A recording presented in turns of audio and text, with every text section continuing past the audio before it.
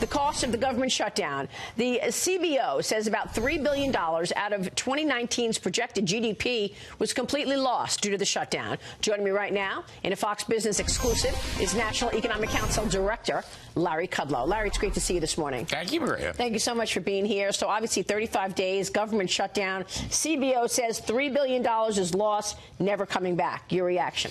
With respect, once again, we disagree with the CBO. I don't think we're going to lose anything.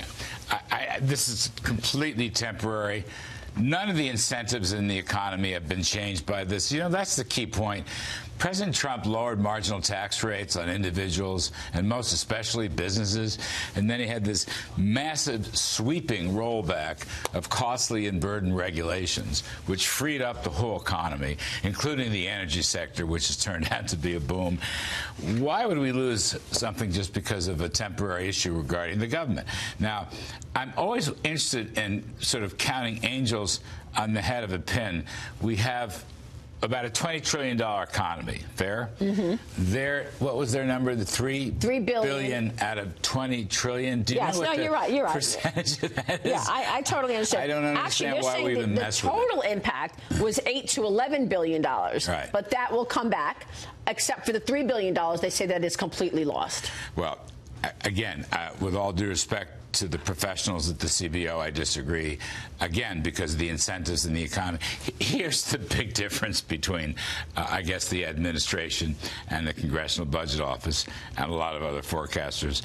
We believe the economy is growing at 3% plus. By the way, the Commerce Department for 2018 has scored, I believe, 3.1%. We'll get the rest of those numbers in a week or two. Right. The CBO does not.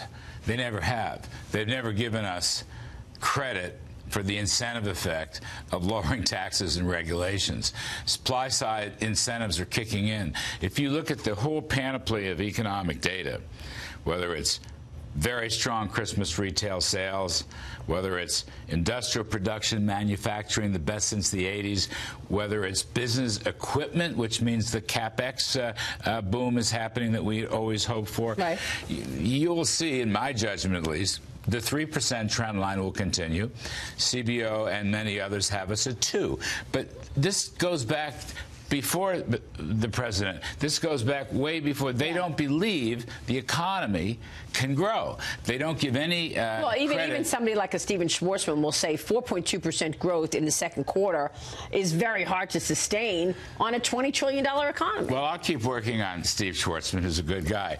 But in a $20 trillion economy, which again will grow rapidly, I see no reason why we can't continue 3% plus. That's the whole point. The idea that was sold to everybody, I guess going back several years, maybe going back 10 or 15 years, that we're in some secular stagnation is just plain wrong. With the right set of policies to unleash American animal spirits. And we saw that with the tax plan and the deregulation. I totally get that. And you look but at the what about tariffs and trade, Larry? Because the CBO's report also brings that up. One last one on this. The face of the new Trump economy, I just want to put this in here.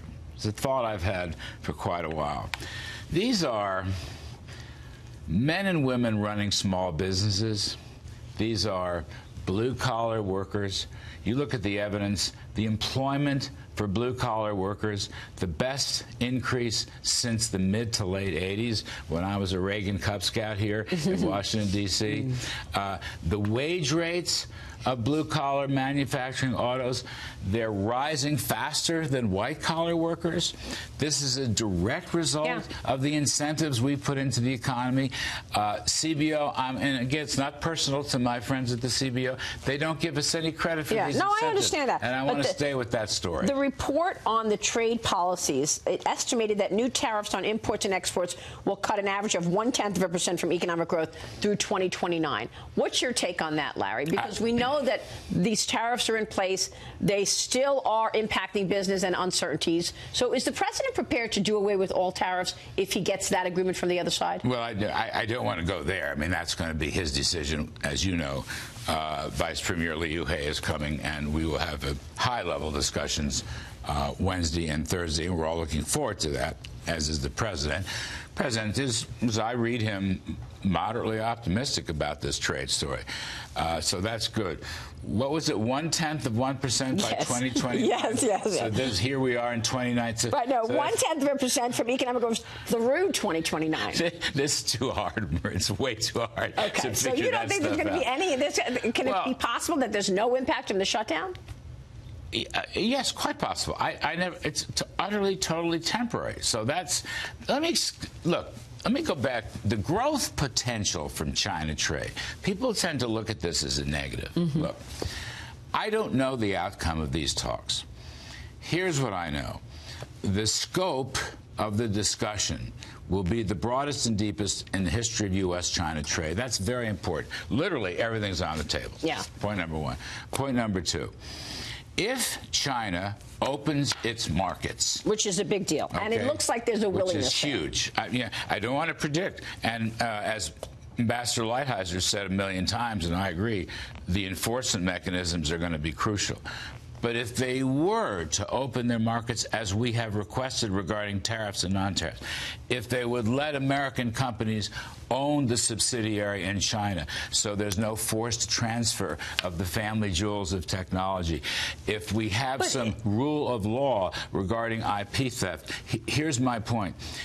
Open markets will allow the United States to export like crazy. But I understand and that has been we've been handcuffed. If we do that, not only will the United States grow faster because of that, China will grow faster. That all sounds great. Competition is the solution. But can you actually do that, Larry? That's the point. Because if you're saying, okay, China, we are agreeing that you are opening your markets, and as a result, we will meet your demands, but then they say, okay, but you have to have a communist, a government leader on the board of any company that has 100%. Which is extraordinary. You're absolutely right. It's extraordinary. So, you could say it's great that you're going to open markets. It's unacceptable. Aren't they saying that a communist has to be on the board of any company that has 100%? I think that's been the past, and I think that's going to be a very hot topic in these trade talks, because that is completely unacceptable to us.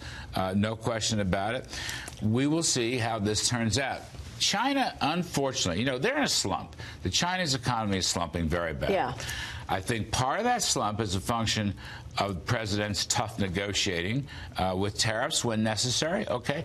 Part of that slump is in the last 5 to 10 years, China has moved in the wrong direction, Maria. Yeah. The market-based reforms have been moving in their own direction. But they're not market-based. They're communists, and they want communists on the board of. So I'm just wondering, all of this sounds great if you can actually get it done. Right. Larry, stay with us. We want to talk to you about other things, because the tax plan and the deregulations have worked, but there are some other ideas coming into play ahead of 2020. China should not use the Venezuelan form of economic policy. We need to go back to, who was it that said free market capitalism is the best path to prosperity? It was a pal of yours.